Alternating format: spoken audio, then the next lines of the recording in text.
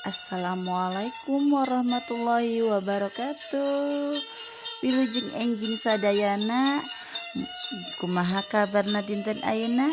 Mudah-mudahan orang sadayana sehat walafiat. Selamat pagi semuanya. Mudah-mudahan pada hari ini kita semua dalam keadaan sehat walafiat. Alhamdulillah patepang deui sareng Bu Mar dina pangajaran bahasa Sunda kelas 1 tema 3 tentang kegiatan sapopoe. Nah, sahabat ibu yang soleh dan soleha, sebelum kita mulai belajar, kita baca doa dulu. Doa sebelum belajar. Kita bareng-bareng ya. A'udzu billahi minasyaitonir rajim. Bismillahirrahmanirrahim. Raditu billahi rabba wa bil islami dina wa bil muhammadin nabiyya wa rasula.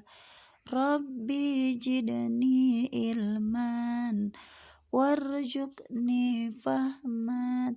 Amin amin ya robbal alamin. Sahabat ibu yang soleh dan soleha, minggu katukang orang tos diajar tentang kegiatan sapopoe. Kegiatan sapopoe nyaeta kegiatan kita sehari-hari atau tugas kita sehari-hari. Jadi minggu yang kemarin kita sudah belajar ya. Belajar tentang kegiatan sapopoe, yaitu kegiatan kita atau tugas kita sehari-hari di rumah. Dari bangun tidur sampai kita berangkat ke sekolah. Nah, sahabat ibu yang soleh dan soleha, minggu kemarin kita sudah menyebutkan rupa-rupa kegiatan atau macam-macam kegiatan kita dari bangun tidur sampai kita berangkat ke sekolah. Di minggu kemarin kita sudah menyebutkan kegiatan kita.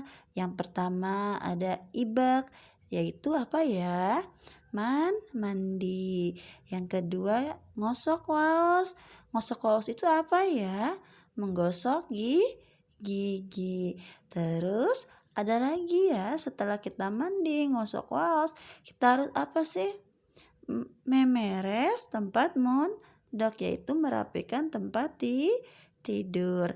Nah, setelah kita merapikan tempat tidur, kita siap-siap memakai seragam atau diseragam. Setelah kita memakai seragam, kita menyisir. Tidak lupa juga sarap. Dan yang terakhir yaitu berpamitan.